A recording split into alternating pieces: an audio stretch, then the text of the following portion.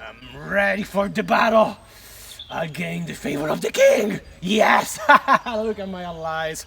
Ridiculous. I'm the one who's gonna get the most favor points. So, troops, are you ready? Yes, sir. Okay. Infantry, are you ready? Sir, yes, sir. Range units, are you ready? Sir. Flank, are you ready? Sir. Cavalry? Body? Screen? Go! Let's destroy these rebels! That's what you get for rebelling! Yes! Flank now! Alright, infantry, move! Wait a minute. Oh, come on! Hello? No, now, honey, I'm not gonna get you groceries. I'm in the middle of a battle! What? Alright, I gotta get groceries, fine. So, vinegar with the mother? What is that? What has my mother to do with this? Sir. What? You know, What do we do, sir? in a minute. Yeah, move the flank. Body, yes, Sir, cavalry now. Yes, what do we do yes. then? Doesn't matter, infantry, whatever. What All right, then I'll get the tomatoes. What type of tomatoes? You gotta be kidding me. Come on, give me. All right, move with the infantry. Yes. Wait, what? I gotta go. You know what? I think we should pack and leave before the king hears about this. All right, I'll see you. I'm gonna get the vinegar and the mother.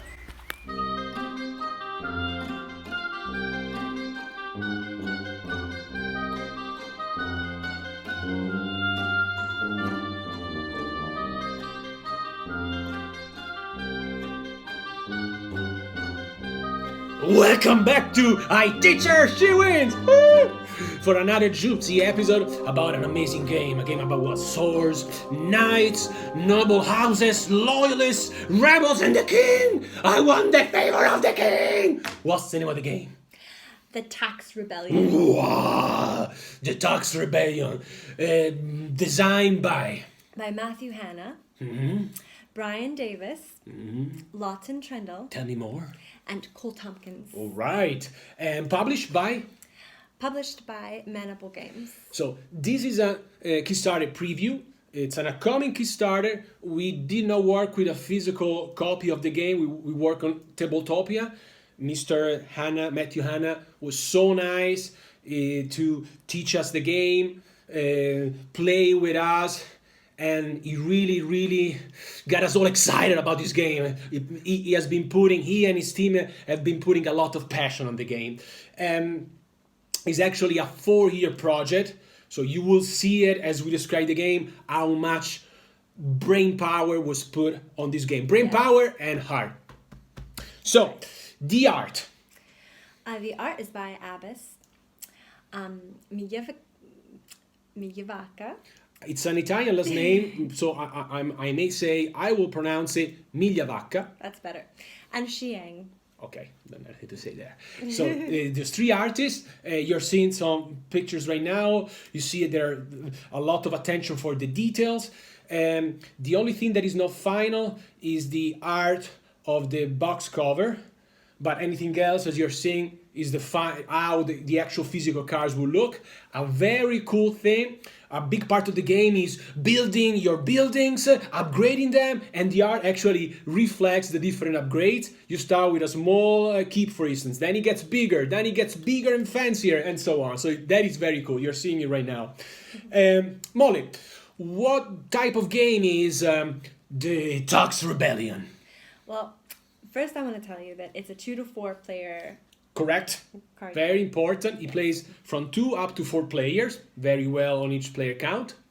And it's The length. roughly 30 to 45 minutes per player. Yeah, it's a little tricky here. It's definitely on the medium-long type of length.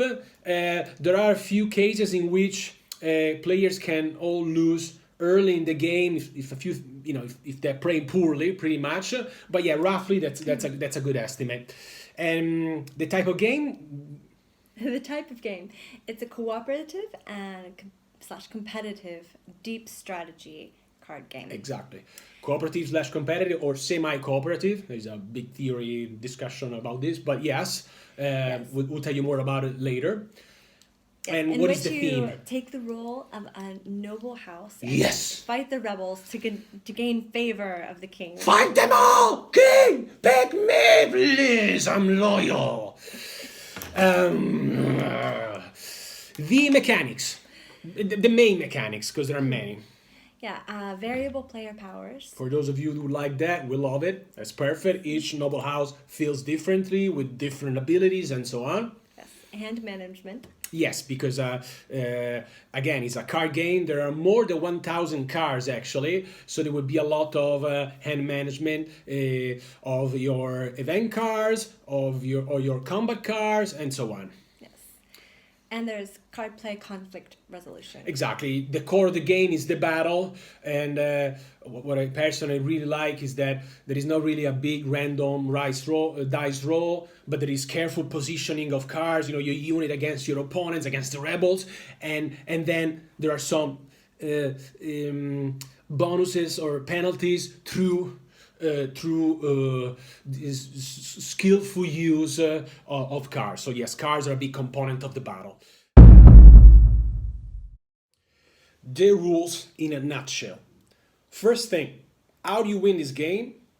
You win by gaining favor points, and the first player to get to a certain number of favor points wins the game. 125 favor points for a shorter variant, 175 for the medium length campaign, and 200 favor points for a long campaign.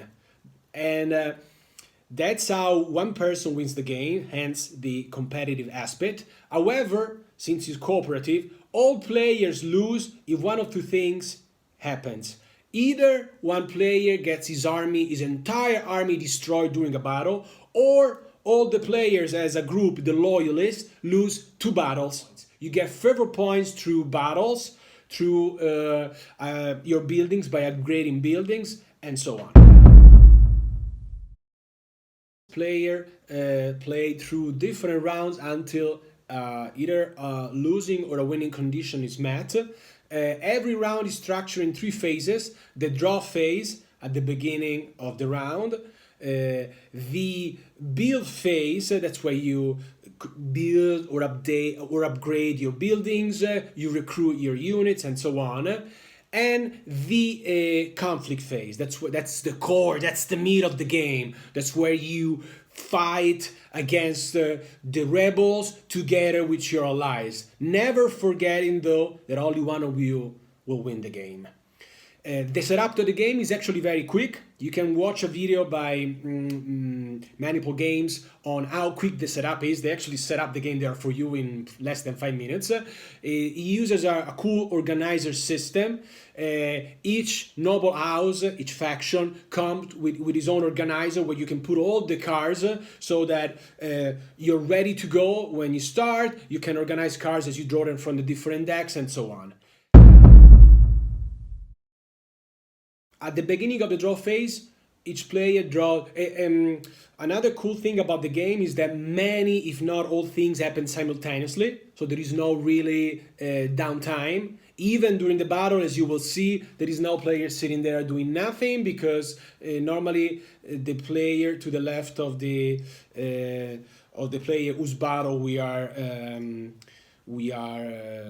facing plays the rebels, plays the bad guys. So there is always, and there's alliances, always a lot of things happening. Draw phase happens simultaneously.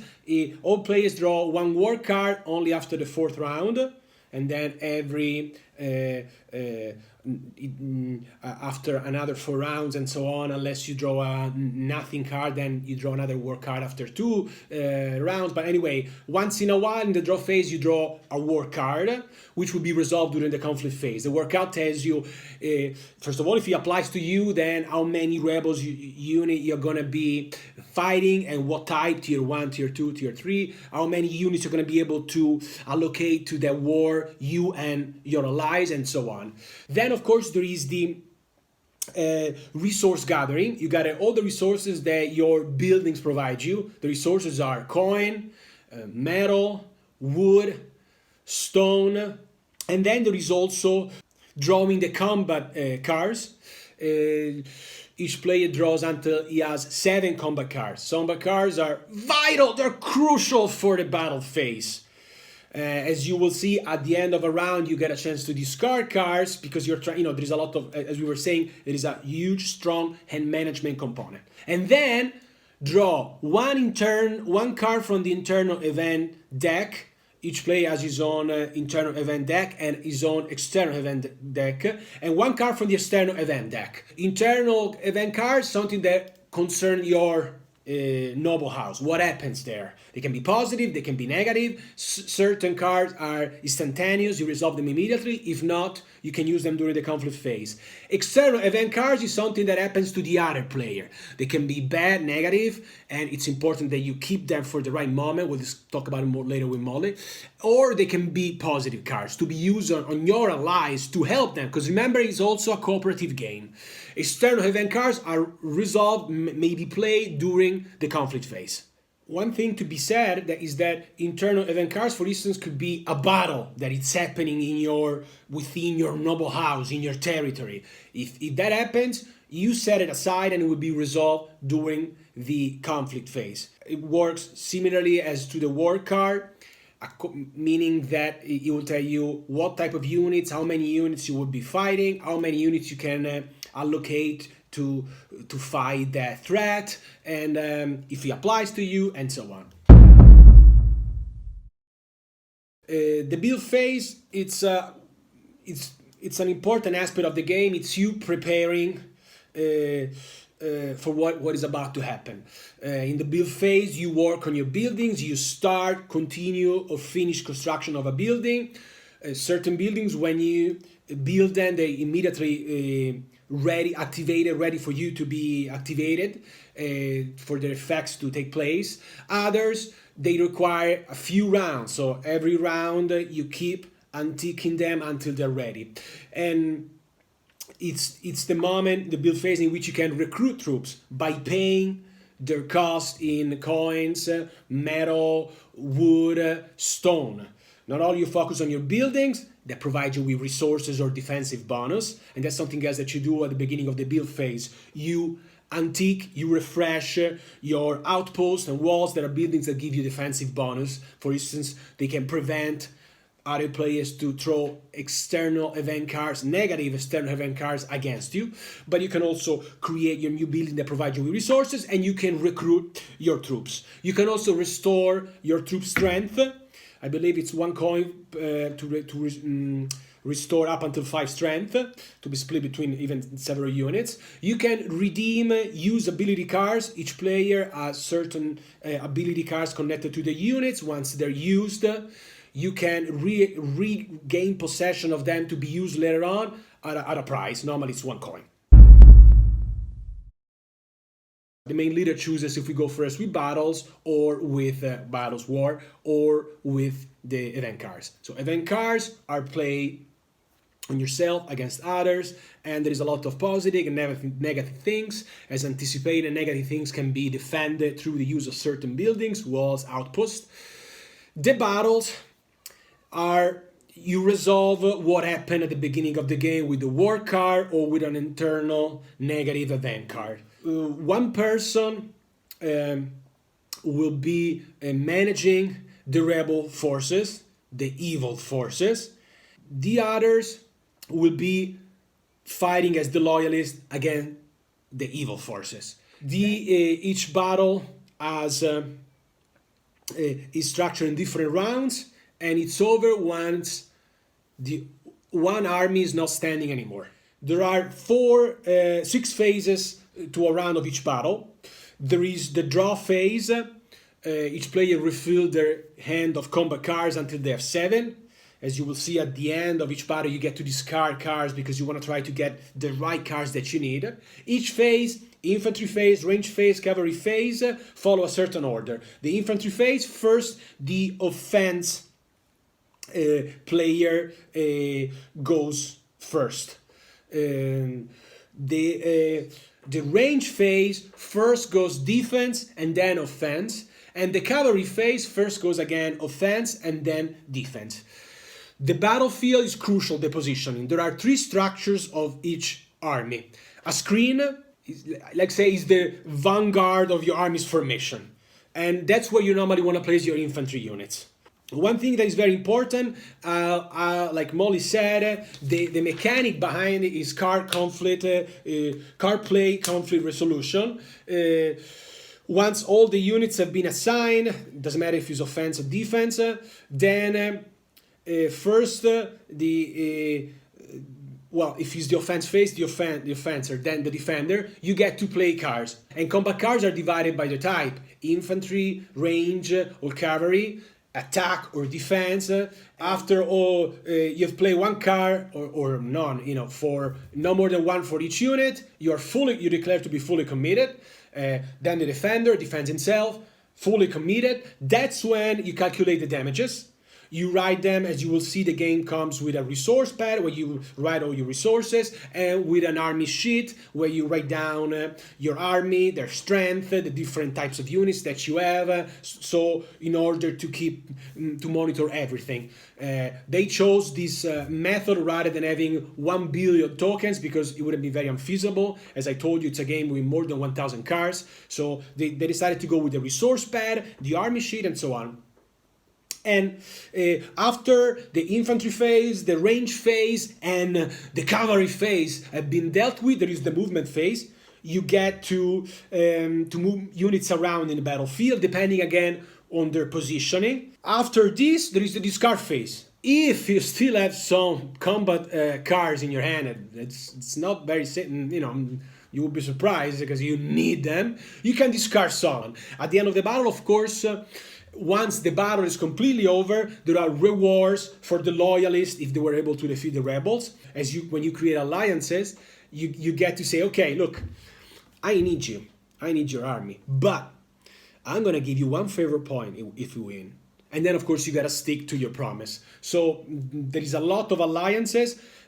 People join your battle to help you against the rebels, because again, it's a cooperative game, but normally there is some negotiation on what are you gonna give me. And if you lose, however, you gotta pay a high price. You don't want to lose against the rebels. First of all, as I was telling you, if you lose twice, the game is over. All players lose.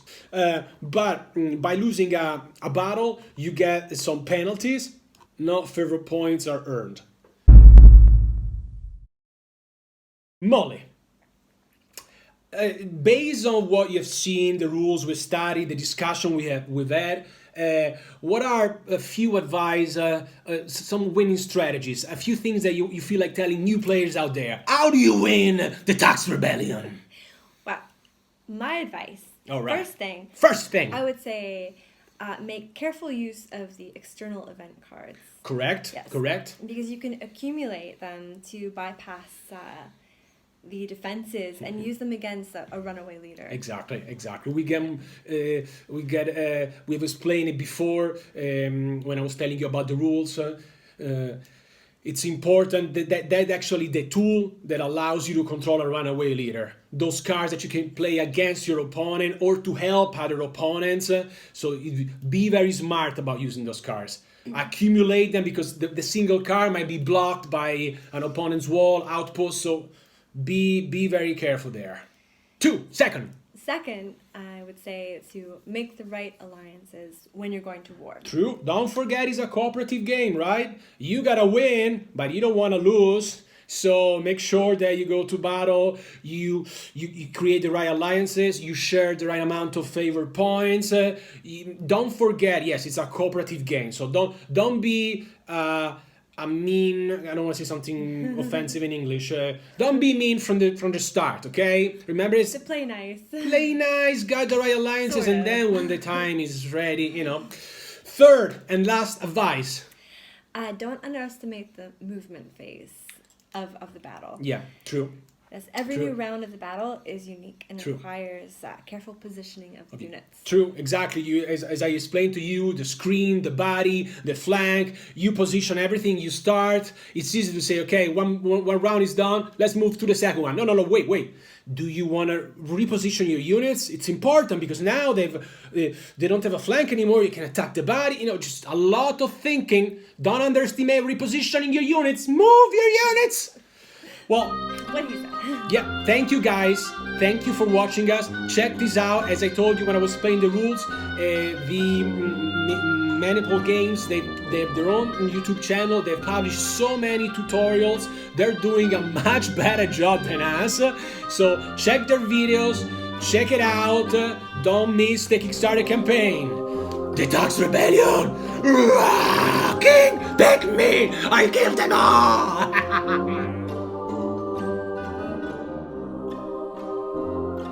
Now, as I was saying before,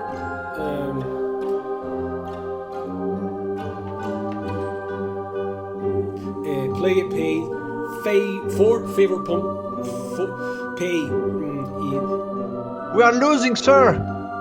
They are kicking our ass! Aspetta, lo dico meglio. They are kicking... Ah,